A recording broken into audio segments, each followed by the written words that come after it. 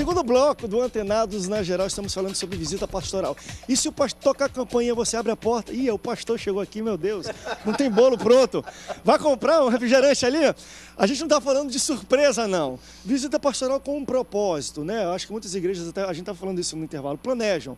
Chega assim na igreja, quem quer receber visita pastoral? Tem um cadastro ali, bote seu endereço, seu telefone, o horário que você vai estar em casa com a sua família, porque eu acho muito interessante o seguinte, às vezes, já que o pastor vai na sua casa, querendo ou não, gente, o tempo do pastor é escasso. É escasso.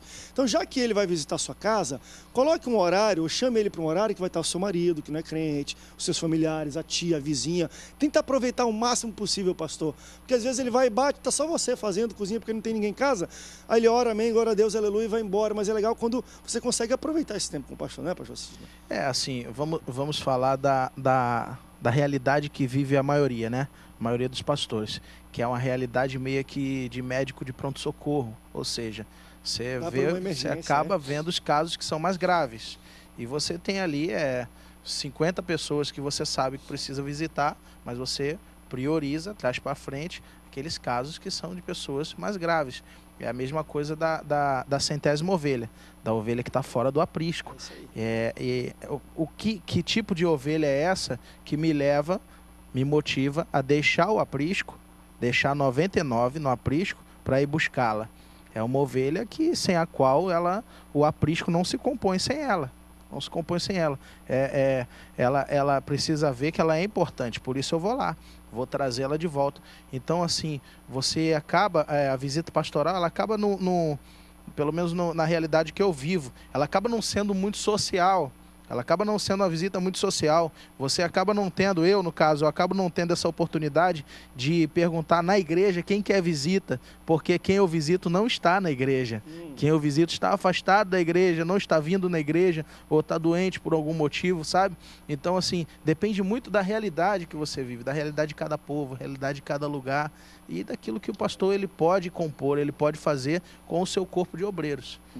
Em algumas realidades onde a igreja cresce, ela é muito grande, alguns pastores instituem. E aí, gente, a nomenclatura, geralmente que eu vou falar, tipo célula, grupo familiar, necessariamente elas não são sinônimos. Porque, por exemplo, o propósito de uma célula é totalmente diferente de um grupo de vida, que é totalmente diferente de um grupo familiar. Então, uns é para multiplicação e crescimento, outros é para discipulado e ensino, outros é para... Existem grandes diferenças nisso. Por exemplo, no grupo familiar, pelo menos como eu conheço, o líder ele é um líder, mas não necessariamente ele é um discipulador, né, cara? Esse aqui é meu discípulo, um mentor, porque na célula tem muito isso. A pessoa está com uma dúvida da Bíblia, não sei o quê, ela vai no líder da sua célula. Ela está com um problema, vai no líder da sua... No grupo familiar é uma coisa mais de aproximação da igreja, de visita familiar, do que propriamente para isso. Vocês entendem que essas estruturas que igrejas grandes têm, que eu acho boas dentro do seu propósito, elas... foi uma maneira, talvez, de tapar essa lacuna, essa carência de ter um pastor visitando a casa das pessoas.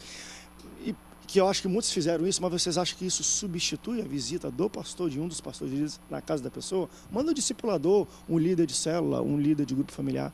Pastor André, eu vou falar também dentro do que a minha igreja está vivendo. Ela na verdade, era uma Assembleia de Deus totalmente tradicional. E de 1 ano e meio para cá, o pastor Marcelo, ele adotou a célula, tá? Então, tínhamos aproximadamente aí, vamos colocar assim, tá? Não tem um número exato, 200 ovelhas, hoje tem 400 estruturada, enraizada na palavra. Perfeito. Então, todas as quintas-feiras, os cultos são nos lares. Mas o pastor Marcelo, todo domingo a palavra é dele. Inclusive, como eu falei brincando aqui, alguns dias atrás ele ligou para mim e falou: rapaz, tô com saudade de você, tá pregando muito. Só te vejo na televisão. Só tô te vendo no Facebook, só tô te ouvindo nas rádios, cadê você? Vem para cá, preciso de você. Isso, vem pro meio. Eu até brinquei com ele, falei: pastor, só me consagrou pastor itinerante. Mas o que acontece? Eu vejo dentro das células o negócio crescer.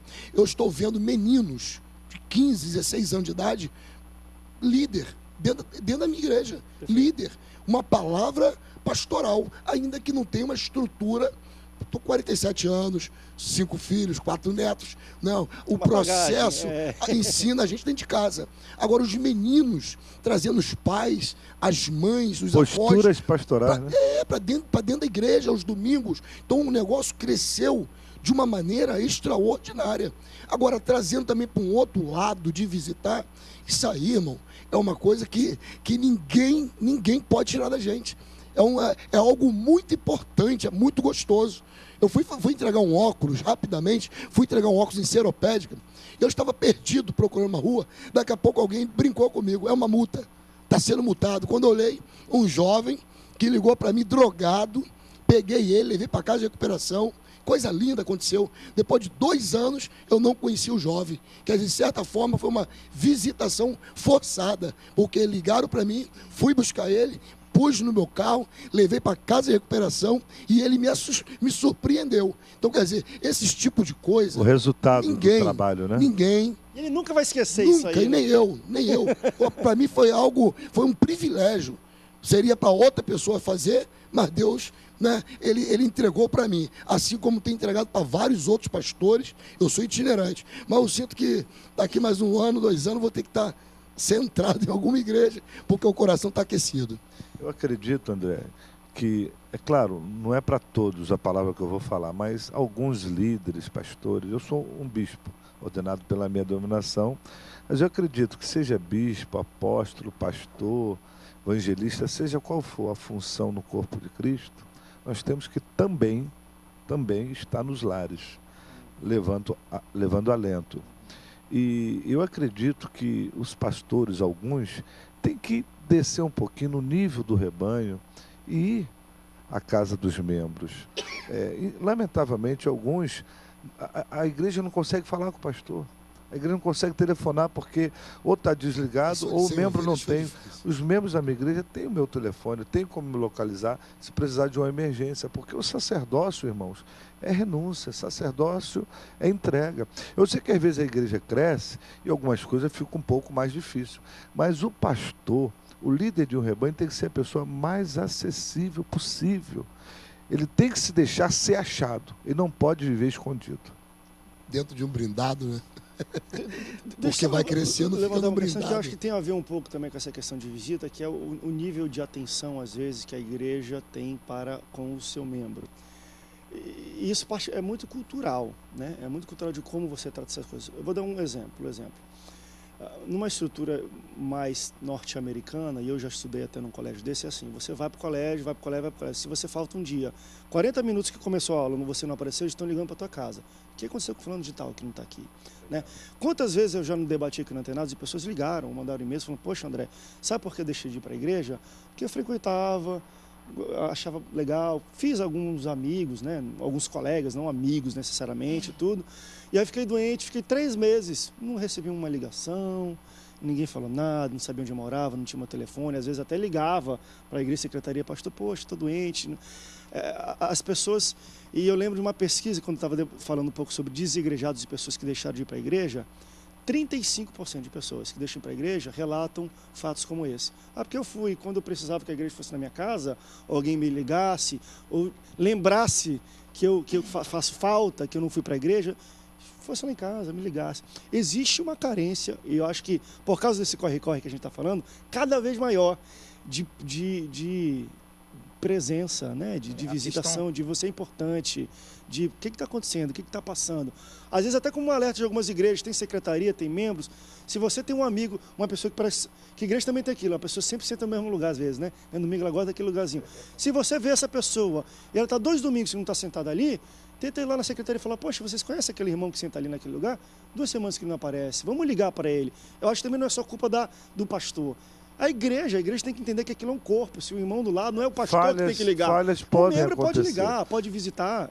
Falhas podem acontecer. Quando a igreja é pequena, mais fácil. É mais fácil. Está ali, o pastor está mais próximo. Quando a igreja cresce, se não tiver um trabalho de organização, de administração, pastores auxiliares que apoiem o pastor que está na direção do trabalho, para que essa visita aconteça, vai ficar solto, vai ficar sem visita. E nada substitui, como a gente está falando. A pessoa, você tem o grupo de célula, o grupo de família que se reúne, ou seja, um grupo de adolescentes, o grupo dos jovens, vai acontecer o trabalho. Mas esse trabalho, na minha visão, não substitui a visita de um pastor, não substitui a orientação do pastor. A ovelha precisa do contato com o pastor. Ela está ali no seu grupo, está acontecendo, tem um líder, claro que o grupo, quando vai se reunir, alguém vai estar na liderança, isso é muito bom, eles vão falar a mesma língua, vão interagir, mas não é o papel que o pastor cumpre quando visita um membro. Então as igrejas grandes precisam se organizar, precisa ter um trabalho de administração interna muito bem feito,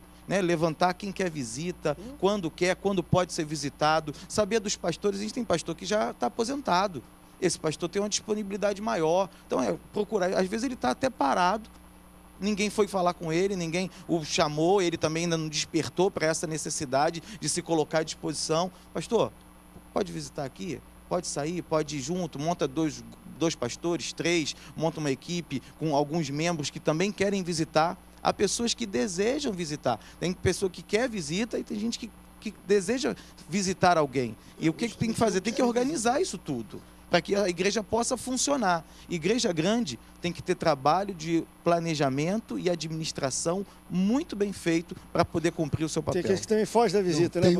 Tem uns que não querem ser visitados. De jeito nenhum. Tem também. Você chega na casa deles, estão lá doidão, lá drogado e não quer ver o pastor. Eita. Eu tiro por mim que hoje eu pago até o que for para ter o pastor na minha casa, o meu pastor na minha casa.